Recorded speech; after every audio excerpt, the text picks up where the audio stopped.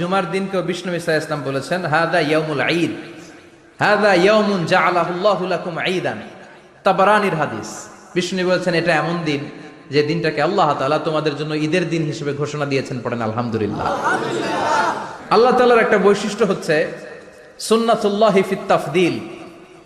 এক এক জিনিসের উপর আল্লাহ এক এক জিনিসকে বৈশিষ্ট্যমণ্ডিত করেন, মর্যাদা দান করেন। ফাদ্দালা জামানান আলা জামান কামা ফাদ্দালা মাকানান আলা মাকান, ইনসানান আলা ইনসান। আল্লাহ ব্যক্তির উপর ব্যক্তিকে প্রাধান্য দেন, আল্লাহ সময়ের উপর সময়কে প্রাধান্য দেন, আল্লাহ স্থানের উপর স্থানকে প্রাধান্য দেন। এটা আল্লাহর সুন্নাত। এটা আল্লাহর কি সুন্নাতুল্লাহি ফিত তাফদীল। ফাদ্দালা জামানান আলা জামান কামা ফাদ্দালা মাকানান আলা মাকান, ইনসানান আলা ইনসান। পৃথিবীর সব মানুষগুলো এক রকম নয়, এক মর্যাদার নয়, আবার লক্ষাধিক